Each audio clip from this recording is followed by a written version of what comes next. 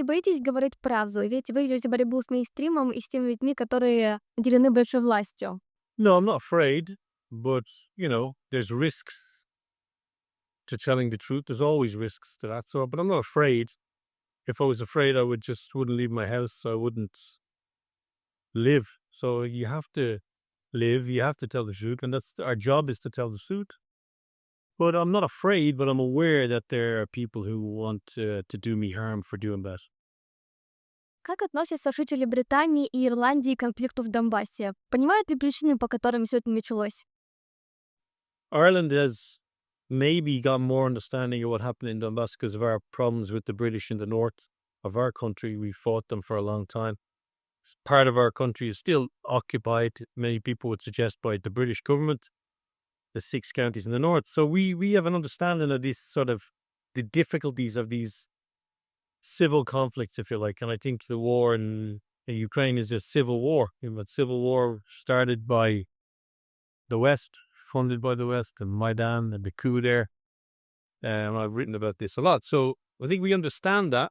But I think generally since 2022, when the Russian military intervened in Donbass, that was portrayed in the Western media, particularly in Ireland, the UK, as an invasion. And I've often said that people in the north of Ireland would have wished the Irish army would have invaded the north to come to the aid of the nationalist Irish people there, the Catholic people. So there's a little bit more understanding in Ireland, I think, although there's a huge media machine, as we say, billion-dollar machine of propaganda. It's everywhere in the West. It's very difficult for Russians to understand how pervasive and how widespread the propaganda is. It's everywhere. It's in your car, on the radio, it's in the newspaper, it's on television, radio, everywhere. Everywhere you go, Russia is constantly portrayed as a very evil, dangerous place, a place full of very dangerous people.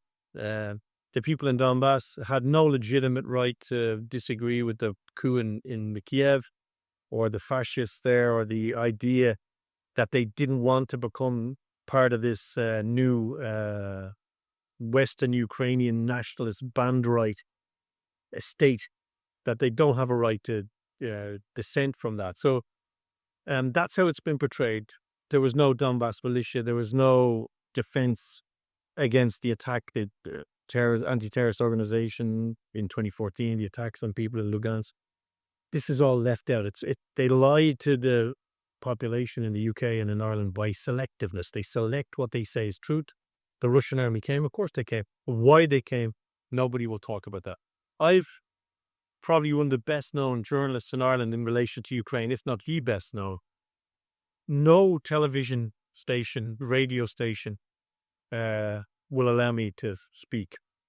They won't. They call me whatever they want to call me, but they won't sit and debate with me like we are. They won't talk to me. They refuse to talk to me.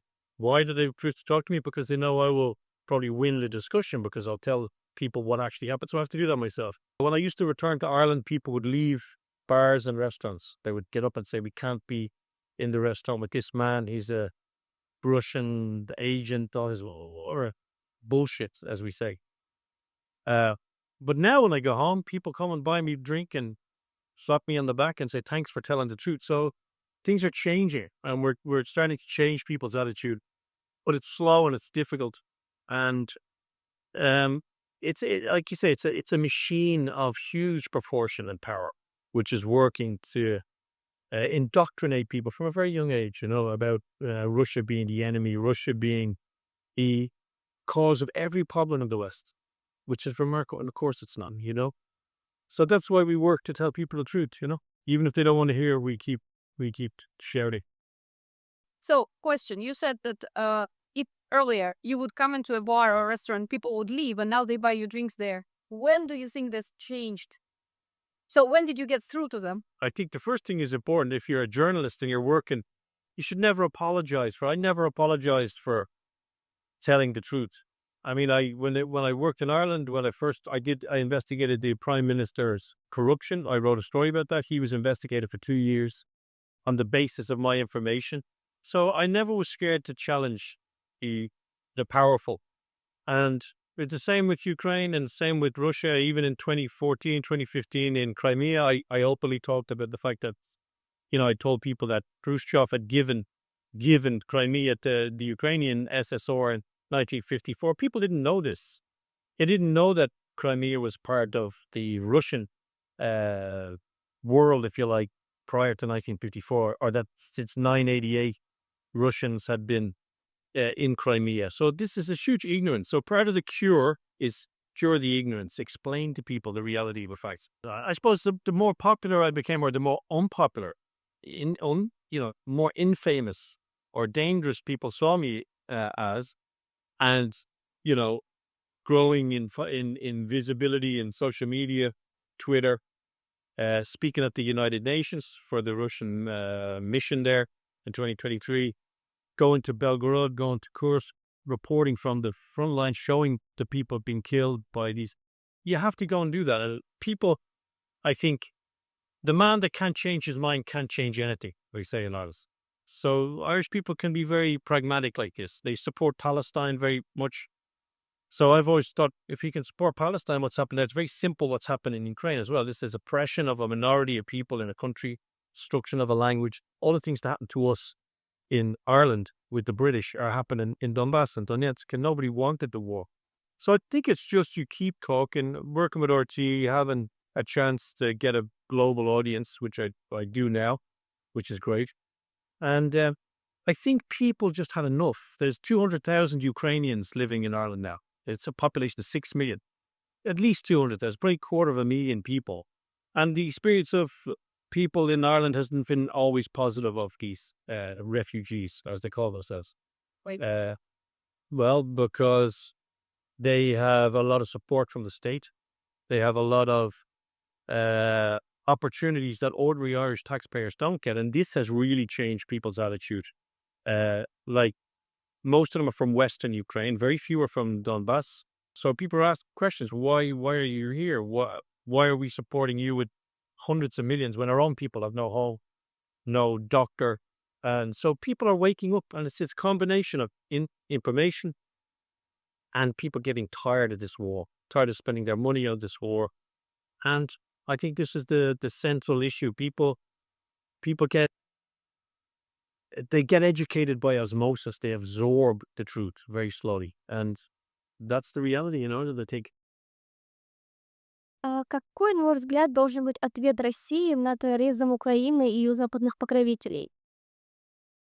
Well, it's a very difficult question, because when somebody you love is injured or killed in a war, I've had several friends killed now in the war and this war and in other places. And you have to try to not make it personal, because if Russia becomes a terrorist in response to terrorism, what happens next? We have to behave in a bigger, better way, I think, in a civilized way. And I think what Ukraine has done, and I've experienced it a lot, not personally, I haven't been injured, thank God, but I think it displays what the reality is behind the Ukrainian regime now.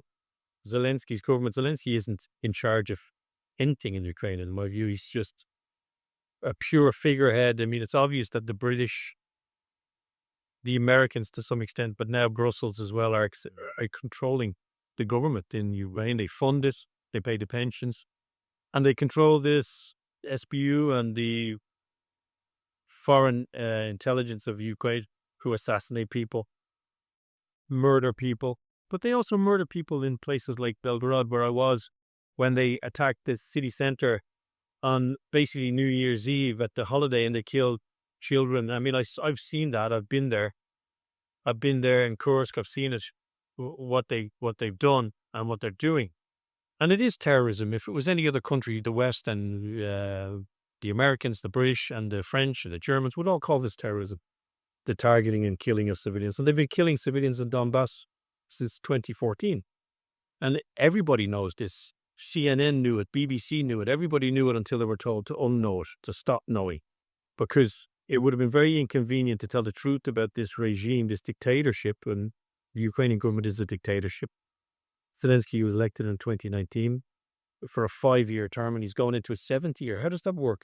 This is a very interesting form of democracy and freedom that Europe now loves. A president that isn't elected runs a police state. I just recently wrote about the Kononovich brothers in Ukraine, the 2 young communists who have been imprisoned, tortured, beaten. People like Gonzalo Lira, who I had some contact with, sadly, before he was killed. Civilians being traded now with soldiers for this prisoner swap, like over 100 civilians. Why are old women being traded for soldiers by the Ukrainians? Why are the Ukrainians holding old women as hostage? People murdered in Kursk in their basements. It's terrorism. So does Russia become a terrorist in response? No, I think Russia has to continue to do what it said it would do. When President Putin said he was going to denazify Ukraine, demilitarize Ukraine. And I think it's obvious that until the regime that's in charge there is finished, that this war has to continue. I mean, we thought the Americans might help. We thought the Europeans don't want an end to the war because they know an end to the war means an end to this political fantasy that they can blame the world's problems on Russia. So if Russia wins the war, it's the end of NATO, it's the end of the EU. It's a hugely complex thing. But what should Russia do? Russia will have to, sadly, continue to do exactly what it's doing, liberating small towns and territories. They have to continue to show that they are the civilized power, because the Ukrainians have shown they're not civilized in how they execute people in the street. Daria Dugina, a young girl murdered for what? For disagreeing. I'm in the Mir Taborets list. They want to kill me. They want to kill my colleagues. They will try to kill us. Every day I get threats that they will kill me. Is this a civilized country? And I go to Romania to talk about the election, which is, of course, manipulated by Europe, and they arrest me in the plane, 6 armed police. They take me from the plane and they tell me I can't come into the city because I'm a threat to state security, because I might want to tell the truth about what's happening. So who is the savage in this? To me, it doesn't seem to be Russia. Russia tried for decades to prevent this conflict in Ukraine. It warned about NATO expansion. It warned about the oppression of the Russian language in Ukraine. It warned about all of these things that have come to pass. And I think this was an inevitable war. The war sadly had to happen. As soon as Maidan was created by the Americans, this war was inevitable. And I think it's going to have to continue until there's a just peace. And I don't see there being a just peace in Ukraine as long as Nazis, fascists and murderers are in charge of the goals. Окей, тогда личный вопрос. Ваше самое главное решение в жизни. The main decision, I think, in my work life and in my professional life, the biggest decision was probably to come to Russia in 2022. Or to return to Russia. I was first in Russia in 2015 in Moscow. After Crimea, I came to Moscow. And the biggest decision I've made is to come to Russia. And, everyone was running out of the house on fire. I decided to run in, like most Western people left. People working in the media here left. But I came because maybe I'm a crazy Irishman, and I just thought I have to be there to tell the story, what's happening, because I felt it was my destiny. I thought I had to be here to tell people the truth about what's happening from the Russian point of view, because as more people left and the media was closed down and Russian media was banned, I thought, why? Why would they do that? If there's no story to tell here, why would they want nobody to talk about? There's a saying, I think, if you want to know who your jailers are, ask who you can't criticize and why you can't speak about this. So I just can't. And it was a great decision. It's been difficult. Of course, it's difficult. I'm separated from my family. I'm separated from friends, my own country. And it's been difficult. There's no doubt it's not something easy. But nothing of value is easy. Nothing is easy that is worth doing. So, I think that was the most important decision I've made. Obviously, my kids and the mothers and my children, the mother of my children, they're the most important thing in my life. But the most important decision I made was to come to Russia when, it was probably a worse thing to do than to be a killer, to come to Russia. But Russia's been very kind to me, and the Russian people have been magnificent. They've been the best. and they continue to support me. It's a beautiful place, great people, with very strong people, very quietly determined to get the job done, and I think that's important. And we see a lot of ourselves in the Russians, the Irish, because we struggled for hundreds and hundreds of years to get our sovereignty, which is under attack now from Europe and NATO. We have to defend ourselves from this in Ireland. But I wouldn't be anywhere else than right where I am now. Well, I don't think. Спасибо большое за интервью. Ладно, пообщаться. Спасибо вам.